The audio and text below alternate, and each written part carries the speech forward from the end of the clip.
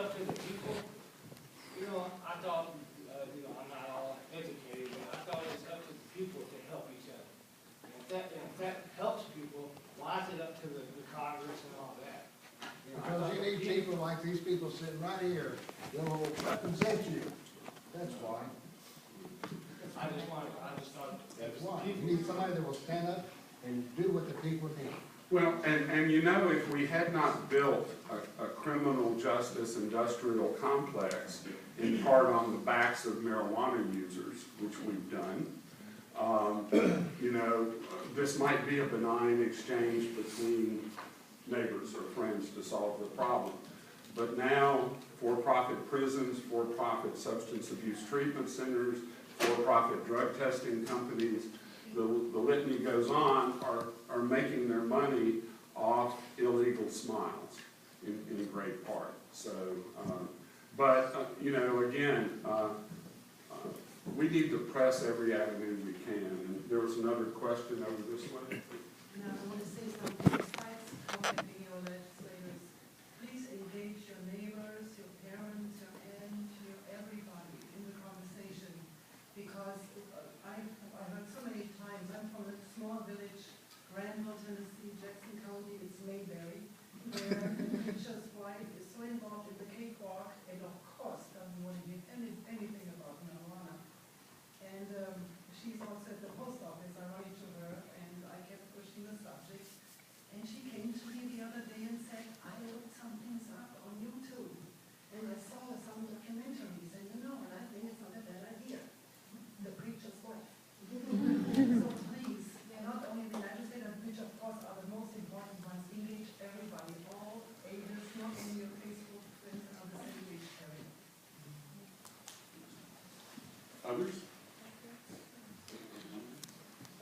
Yes, ma'am. Thank you all for being here today and speaking with us and educating us. I know that you probably have a large amount of people who are in support of this for medical use, but not for recreational use. Can you elaborate a little bit about the safeguards in the bill that would define those parameters? I will. Many state medical marijuana programs allow patients to grow for themselves, allow them to deputize a neighbor to grow for them.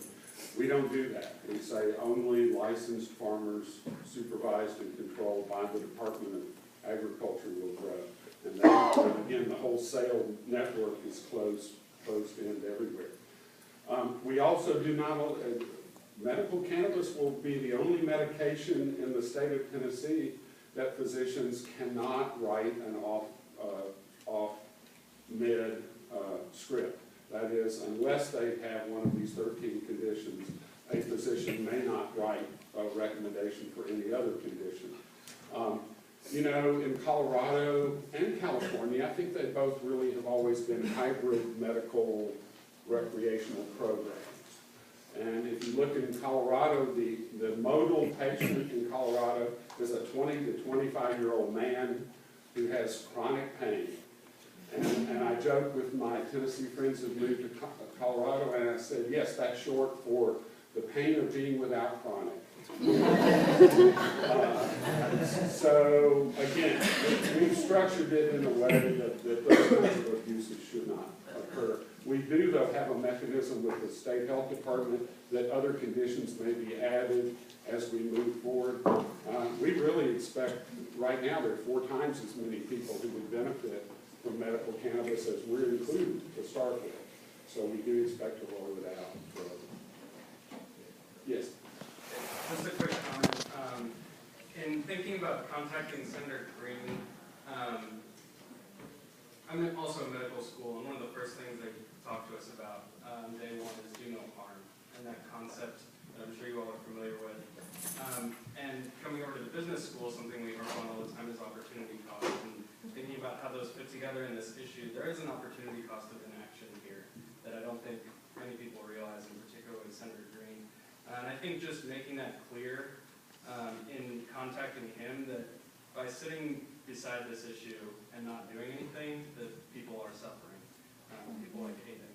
And just keeping that in mind and reminding him of that his decision not to do anything is causing harm. Excellent. Let's take maybe 2 more questions or comments. My name is Jeanette. I'm a former California resident. I moved here for my music career. I also have a very severe neurological condition called IIH, pseudotumor cerebri, causing me to have a stroke in 2008. I was a patient in California, had my cannabis card and everything. I gave that up to follow my dreams. I also have severe nerve pain from falling through a deck about 2.5 years ago. My back and everything is messed up. My question to you is, how much is it going to cost the patient to become legal, to get a card? Because I know certain states, the cost is outrageous.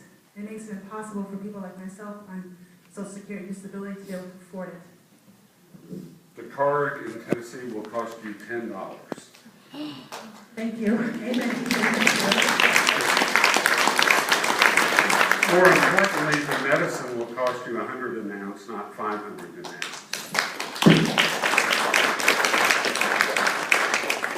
And we have one more, I think.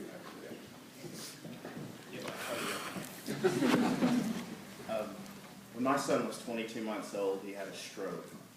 And as a result of the injury to his brain, he's had epilepsy ever since. He doesn't have 300 seizures a week or anything like that. It's usually 1 to 3. But to keep him that way, he's under so much medication that he can't thrive. He can't. There's a little boy trapped inside of there. He's 4 now, that we know wants to come out.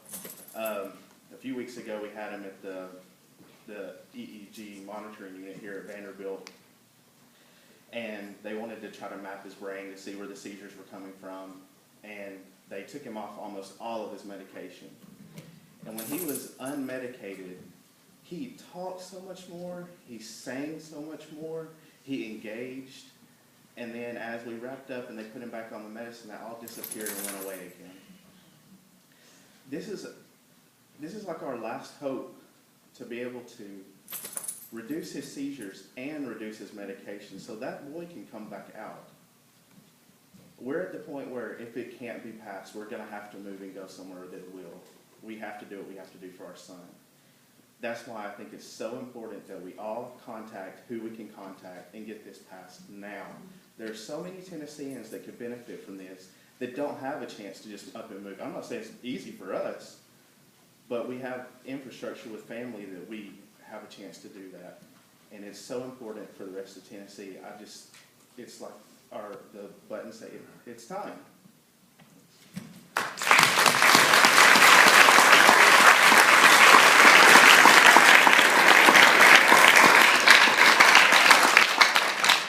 I'd like to make 2 last points as you're contacting your legislators. In the early 70s, marijuana was classified at the federal level as a Schedule I drug. We all know that. Schedule I drugs supposedly have 0 medical benefit, are highly addictive, and highly toxic. Cannabis doesn't meet any of those requirements.